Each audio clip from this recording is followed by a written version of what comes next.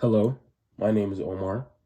As you probably already saw if you read the channel name before clicking on the video, and I'll be going over my art journey. I first started drawing when I was maybe 11 or 12 years old.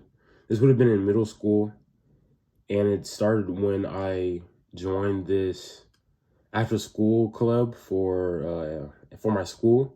It's called the Otaku Club, where we basically just watched anime, ate sushi, and we like talked about Japanese culture and whatnot.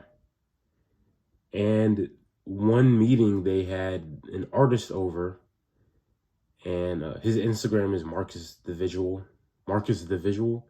I don't know his full name, but that's his Instagram. And he came in and he drew like Naruto characters. He drew like his own original characters. He drew Steven Universe characters, and he passed around his portfolio, and it had like all this amazing art of like African American or like even African characters. He even had like his own characters, like his own original characters of like Avatar the Last Airbender. And seeing that someone that looked like me, black, was doing so well with, creative ideas and artistic expression, it really inspired me to start there. And I would just start drawing on notebook paper and like copy paper.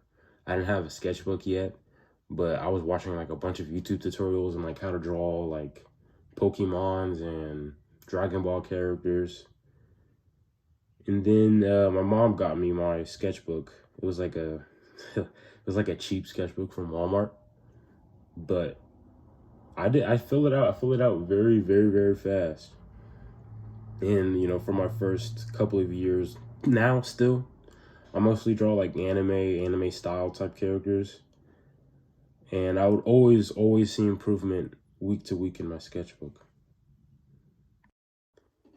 I'm 19 now, and I started at 12, 11. So that means I've been drawing for a couple of years.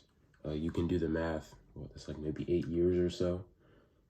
And some people might have a problem being able to keep going, especially for that long. It's like, how are you able to invest all that time into something that's even perceived to be hard or difficult to others? Like, oh man, I can't draw. I can only draw a stick figure, or I can't even draw a circle or something like that. And I guess for me, it's just seeing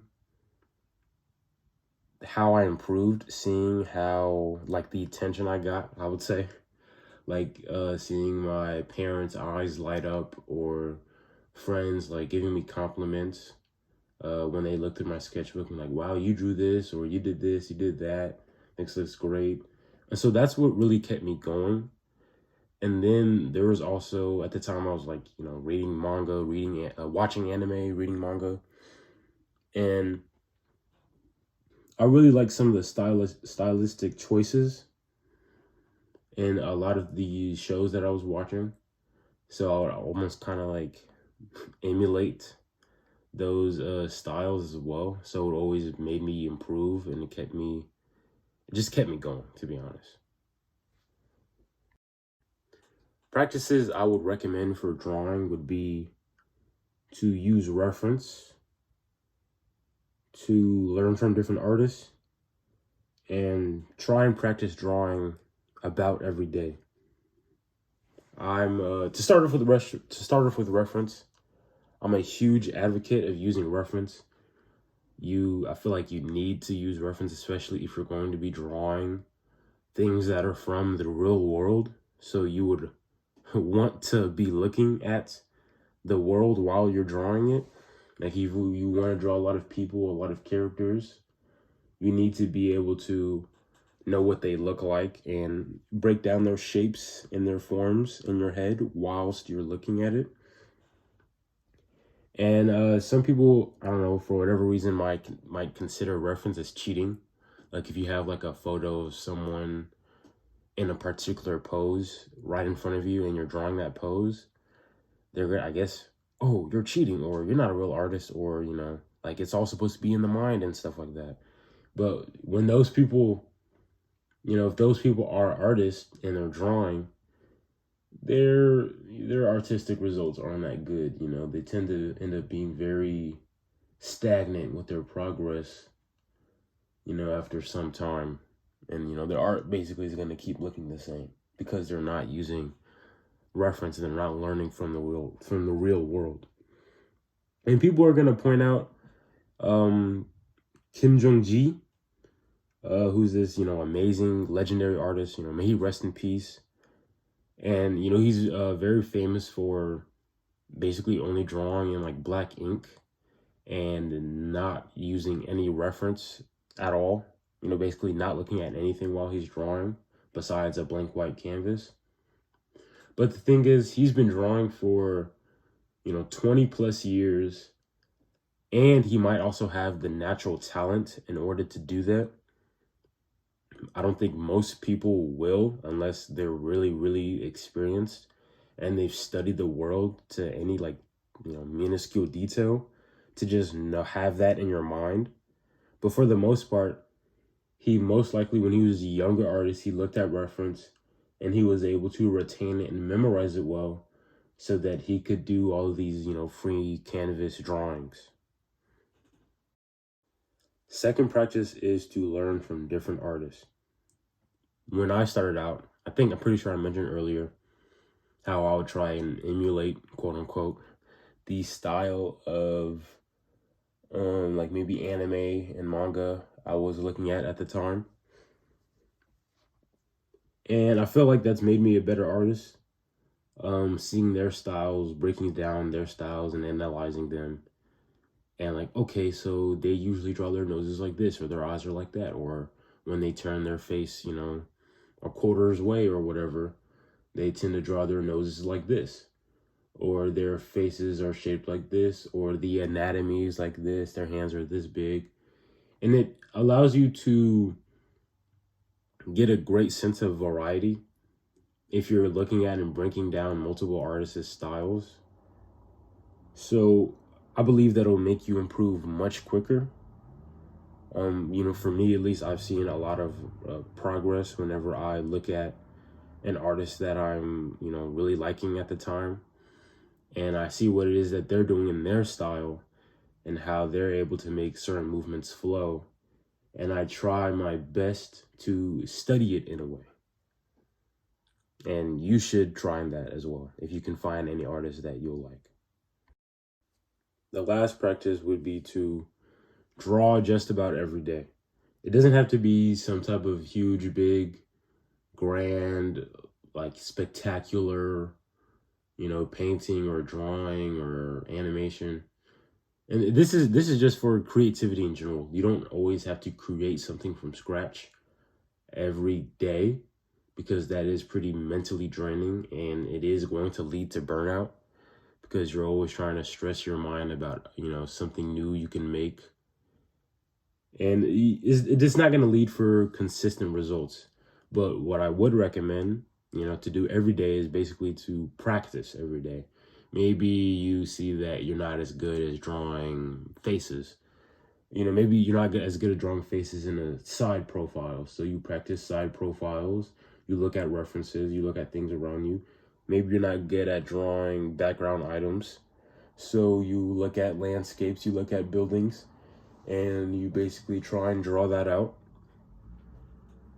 So it's more of practicing every day, Athletes, they practice, they do their training, just about daily.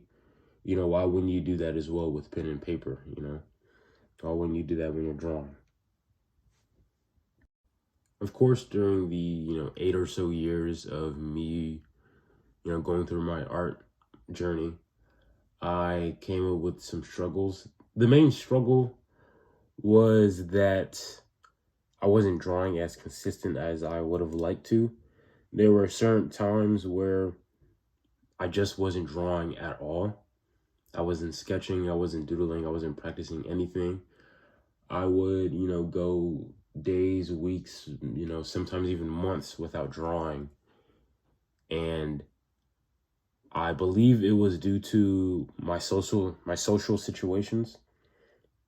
Like, I remember for a while I wasn't drawing when I was starting high school. And so I was moving to a whole nother, like, I guess, school district or whatever. So all of my friends from middle school, I didn't, see any of them when I went to high school. And I guess I'm not a very social person. I don't go out of my way to have a lot of social interactions. So I didn't have a lot of friends for my first couple of months of high school. And I wasn't drawing at all. I wasn't drawing at all, or I wasn't drawing that much. And also noticed that during quarantine, what does that mean? 2 years ago, I also wasn't drawing almost at all. I had high school friends, but I wasn't going out. I wasn't seeing anybody. I wasn't doing anything besides like going to work and, doing schoolwork. So I think if you are able to, especially if you're in a creative rut, artistic rut, you have like, I guess like artist block, you should try and go out and experience the world, whether it's like going on a walk, maybe just saying hi to a neighbor, trying to hang out with old friends, make new friends, just have social interactions and interact with the world around you, which I think will be a great benefit to your creative and artistic endeavors to keep you going and to keep you motivated. And to mention, during those times when I wasn't drawing, it felt so weird. It just felt almost awful that the only thing that I was doing consistently, I wasn't doing it at all. And it made me feel as if I lost my purpose, because it feels like one of the only things that I'm really good at, and it's probably the one thing that I'm the best at, the best at compared to other things that I'm good at. And having the feeling where I can't do it, where like I can put pen or pencil to paper and I feel like I can't even draw, like I forgot how to draw, would make me feel horrible. And I would just observe my surroundings and be like, I guess I'm kind of lonely, right? When you're lonely, you don't really have much of a reason to do anything. So it's kind of like, even something that you're passionate about. But during those times, I felt like I didn't have the option to be lonely or not. So somehow, I guess I wasn't able to push myself to draw the way I would have wanted to. But now that I'm, back in social situations, I've been like been back in social situations for the past, like, 2 years or so. I'm doing a lot better. And if you're in the same circumstances as me, if you're in the same situations, maybe you go to school and you're not drawing, you don't have as much friends, I think you should try and put yourself out there. And you'll probably see that you'll be just a more creative person in general. Now I'll be going over my style choices. I mentioned earlier how I would try and emulate, quote unquote, copy the styles of anime and manga I was looking at the time. One anime in particular, well, it's going to be two animes, but the first one was Hunter x Hunter, which was my first favorite anime. It doesn't, have that same spot anymore because, I watched something better, but it was still great. It's still in my like top 5. And I guess I really like the style. I would draw a lot of the characters straight from the manga pages, and without even realizing it, over time, my own style started to look like the Hunter x Hunter style. And I would draw characters, like my own original characters, that definitely did not at all look like any of the characters in the show. Of course, because I'm very original. especially as a, 13, 14-year-old child. But then there was another anime that I watched, JoJo's Bizarre Adventure, which became my second favorite. And I fell in love with the style, to be honest. It had a great, amazing, expressive style, and all the poses were great. And the manga, in my opinion, the manga sometimes looks better than the anime does, especially when it comes to part 7, like later half in part 7 and part 8, where Araki decides to have a more realistic looking style. And all the lines and all the details and all, like, the little things here and there is what captivated me a lot about the style. So of course I did the same thing where I drew like a bunch of the characters straight from the manga pages. And then at some point I would draw my own characters. They'd even end up looking like JoJo characters. I would draw characters from other types of media, and they would even look like JoJo characters. Like, JoJo basically consumed my life for like 2 years or so. And then at some point, I guess, like, after gaining the experience of looking at and analyzing other artists' styles, I started to I wouldn't say come up, but I would say I started learning more about anatomy on my own.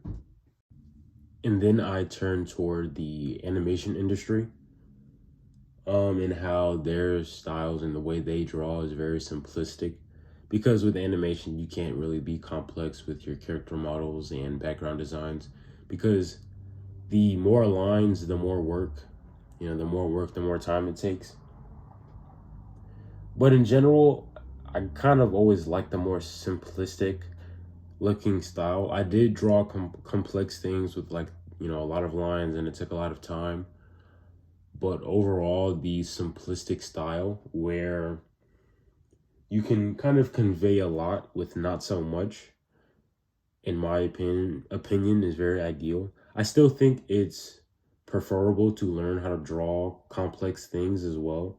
So then when you draw simpler things, you're basically able to convey complex ideas and concepts through simple motions and lines. If you look at my current style, you might see, some of the stylistic choices might be similar to shows such as, Avatar: The Last Airbender or Static Shock.